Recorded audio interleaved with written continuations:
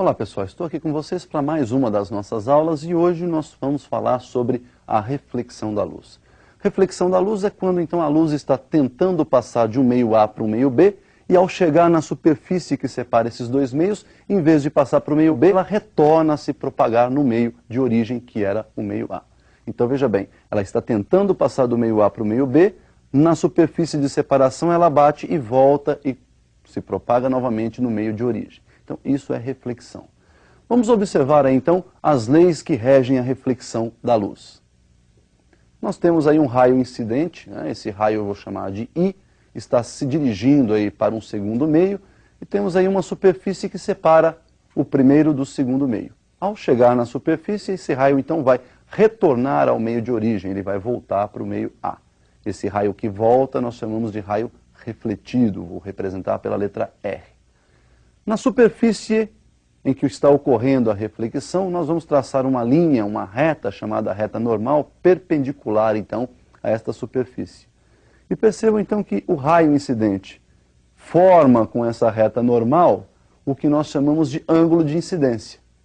E essa reta normal também forma com o raio refletido aquilo que nós chamamos de ângulo de reflexão. Então, nós temos aí dois ângulos, dois raios e uma reta normal. Raio incidente, raio refletido. Ângulo de incidência, ângulo de reflexão e a reta normal. A primeira lei diz que o raio incidente, o raio refletido e a reta normal, ao plano de separação dos meios, são coplanares, ou seja, pertencem a um mesmo plano. Já a segunda lei diz que os ângulos de incidência e de reflexão são exatamente iguais. Para que serve a reflexão no nosso dia a dia?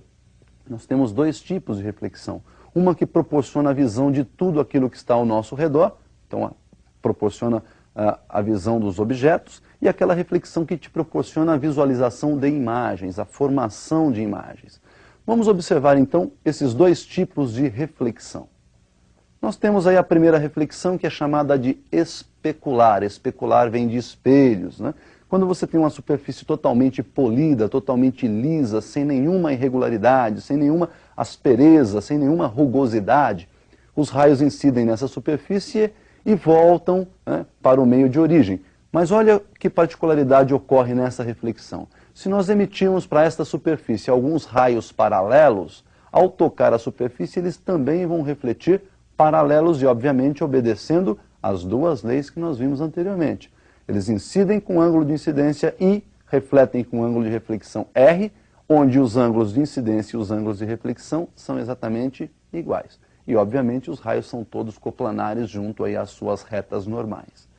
O segundo tipo é a difusa, que é aquela que proporciona a visão, então, de todos os objetos. Essa difusa ocorre quando a superfície apresenta irregularidades. Você pode perceber, então, que mesmo emitindo raios paralelos, quando eles tocarem essa superfície que é irregular, eles vão sofrer reflexões em diversas direções. Ou seja, a luz ao bater nessa superfície, ela se espalha e um raio toma direção diferente de outro e assim por diante. Nós vamos nessa aula de hoje analisar aí os espelhos. Nós vamos estudar primeiro os espelhos planos e depois os espelhos esféricos. Como seria a formação de uma imagem num espelho plano? Vamos observar então aí o nosso espelho plano. Então nós temos aí um objeto próximo ao espelho, esse objeto produz uma reflexão difusa e emite então luz em todas as direções e nós vamos tomar alguns raios para observar aí a sua reflexão no espelho. Tomando dois raios eles vão sofrer a reflexão, percebam então que por incidirem com ângulos diferentes eles refletem também com ângulos diferentes e o cruzamento do prolongamento desses dois raios forma lá atrás do espelho a imagem daquele objeto. Então, para um espelho plano, nós temos a formação de uma única imagem que está atrás do espelho, à mesma distância do espelho que se encontra o nosso objeto. Portanto, se o objeto se encontra a uma distância x do espelho, a sua imagem está sendo produzida atrás do espelho a uma mesma distância x desse espelho.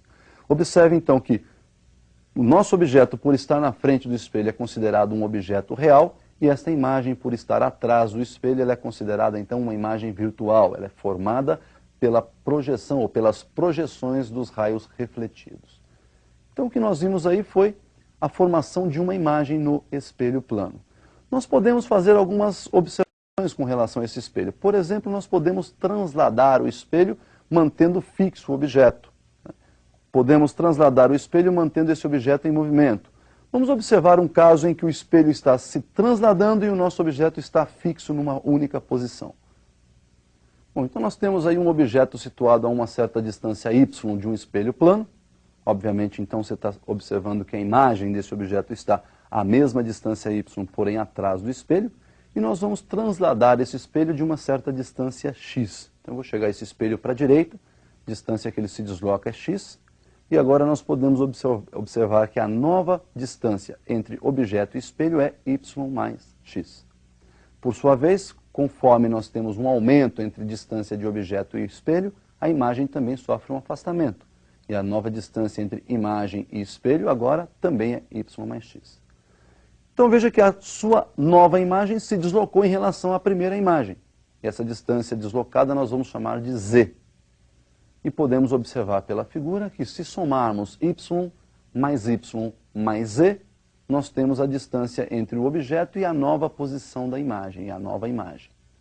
Por outro lado, se somarmos y mais x, mais x, também temos essa distância. Então nós podemos fazer aí uma igualdade, y mais z, igual a y mais x mais x. Bom, juntando ali os y do lado esquerdo, eu tenho 2y mais z. Juntando y e x do lado direito, eu tenho 2y mais 2x. Então, subtraindo 2y dos dois lados da equação, nós temos 2y mais z menos 2y igual 2y mais 2x menos 2y. Resolvendo, então, essa relação matemática, nós temos que z igual a 2 vezes x. Bom, como vocês observaram, o nosso espelho transladou de uma distância x e a imagem transladou de 2 vezes x. Então, se o espelho translada de uma distância x, a imagem translada o dobro dessa distância, o dobro de x. Isso aí, então, é uma relação bastante importante, a translação de espelhos.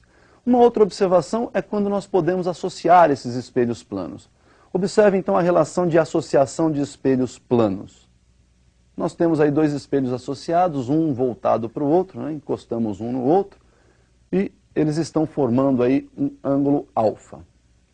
Se colocarmos um objeto aí entre os espelhos, esse objeto vai emitir luz para os dois espelhos, vão ocorrer aí algumas reflexões e nós vamos ter a formação de algumas imagens. Esse número de imagens pode ser determinado pela expressão número de imagens igual a 360 sobre alfa menos 1. Bom, pessoal, o que nós vimos aí então se aplica aos espelhos planos. Mas no seu vestibular vai cair lá um tipo de espelho também bastante importante, que são os espelhos esféricos, né? Então nós vamos também analisar os espelhos esféricos. O que seria um espelho esférico? Imagine uma esferinha, onde você vai lá e corta essa esferinha no meio. Essa esferinha é oca, uma das partes você tem lá um polimento interno, você tem uma parte côncava refletindo, e nós vamos chamar isso de espelho côncavo. A outra metade você faz um polimento externo, de modo que a face externa seja uma face refletora especular. Daí então nós vamos ter o chamado espelho convexo. Então vamos observar isso aí num visual, como fica a representação desses espelhos esféricos côncavo e convexo. Olha lá então, como eu disse a vocês, aquela calota esférica, quando é feita polimento interno, reflexão interna, nós temos aí o chamado espelho côncavo. E do outro lado nós temos um polimento externo, na outra parte da esfera, nós temos lá o chamado espelho convexo. Representação desses espelhos está ali, ó, essa quase reta, com as extremidades curvas, né? E esses tracinhos que a gente coloca lá em cima, perto da parte curva, é para representar que a face do lado esquerdo é uma face rústica, não refletora especular. Portanto, ele reflete a luz especularmente por dentro da curvatura. Já o segundo, que é a representação aí do espelho convexo, esses tracinhos estão dentro da curva, significando então que por dentro a reflexão é difusa e que por fora a reflexão é especular. Muito bem, pessoal. Esses espelhos eles formam algumas imagens interessantes, né? Nós vamos então observar o que acontece com os raios. Esse estudo foi feito por Gauss, raios de luz que chegam a esse espelho, como é que eles se refletem, né? E nós temos aí os chamados raios paraxiais, que são aqueles raios bem próximos ao eixo principal desse espelho, e observar a formação das imagens.